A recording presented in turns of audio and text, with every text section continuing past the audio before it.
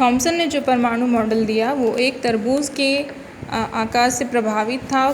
Thompson ने कहा कि जैसे एक तरबूज होता है उसके बीच बीच में बीज लगे हुए होते हैं, उसी तरह से यहाँ पर परमाणु है और उसके बीच बीच में धनावेश इस तरीके से और ऋणावेश आपस में बीजों की तरह से धसे हुए रहते हैं। लेकिन इस मॉडल को किसी प्रयोग से इसकी पुष्टि नहीं हो सकी। ठीक है, तो इसलिए इसका जो थॉमसन का परमाणु मॉडल है इसको ज़्यादा वैज्ञानिकों से समर्थन प्राप्त नहीं हुआ, जिसके कारण इसको मान्यता प्राप्त नहीं हुई। इसके बाद रदरफोर्ड ने परमाणु मॉडल दिया। रदरफोर्ड ब्रिटेन के भौतिक वैज्ञानिक थे जिन्होंने अल्फा कण प्रकीर्णन के प्रयोग के द्वारा अपना मॉडल प्रस्तुत किया। रदरफोर्ड ने इस प्रयोग में सोने की एक पतली पन्नी जो कि 0.0004 सेंटीमीटर मोटी थी, उस पर अल्फ़ा कणों की बमबारी की। अल्फ़ा कणों को उस पन्नी पर बहुत तेज़ गति से फेंका गया, जैसे कि ये है चित्र में देखिए आप। तो ये अल्फ़ा कणों की दिशा को बता रहे हैं, ये जो तीर के निशान हैं। तो आप देखिए इस चित्र में एक सर्किल बना हुआ है जिसे हम परमाणु मान सकते हैं। ठीक है, और इस परमाणु में बहुत सारा स्पेस खाली है जहाँ से ये अल्फ़ा कण सीधे निकल जाते हैं।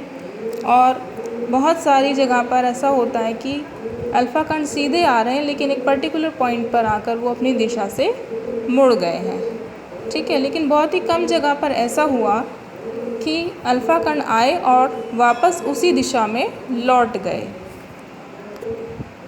तो जैसा हम जानते हैं कि जो अल्फ़ा कण होते हैं उन पर धन आवेश होता है, और हम ये भी जानते हैं कि जो धन आवेश होता है वो धन आवेश से ही प्रतिकर्षित होता है, यानी कि वो एक दूसरे को दूर भगाते हैं। तो इन प्रयोगों के आधार पर रदरफोर्ड ने ये निष्कर्ष निकाला कि जहाँ से ये अल्फ़ा कण वापस से मुड़ गए हैं वहाँ पर ज़रूर कोई धन आवेशित पदार्थ होगा।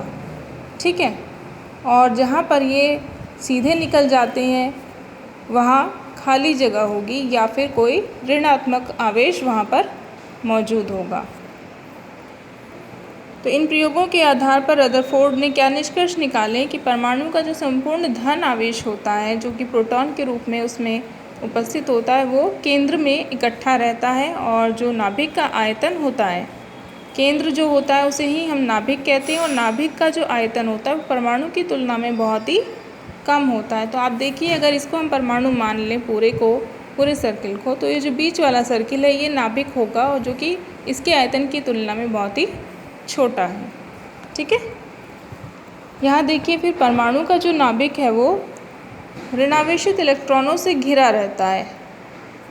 सेकंड पॉइंट है कि प्रयोग में अधिकांश अल्फ़ा कण पन्नी के आर पार सीधे चले गए, क्योंकि परमाणु का अधिकांश भाग खोखला है, खाली स्थान है जहाँ से कोई विचलन उनमें नहीं हुआ और कोई भी उसमें प्रतिकर्षण नहीं हुआ, इसलिए वो सीधे निकल गए।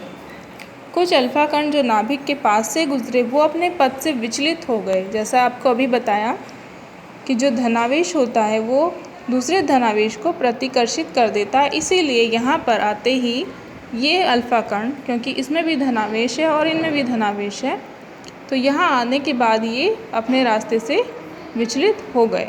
ठीक है, और जो अल्फ़ा कण नाभिक से सीधे टकराए वो नाभिक के द्रव्यमान के कारण वापस मुड़ गए। तो ये कुछ निष्कर्ष थे जो कि रदरफोर्ड ने अपने प्रेक्षण के आधार पर, अपने प्रयोगों के आधार पर निकाले।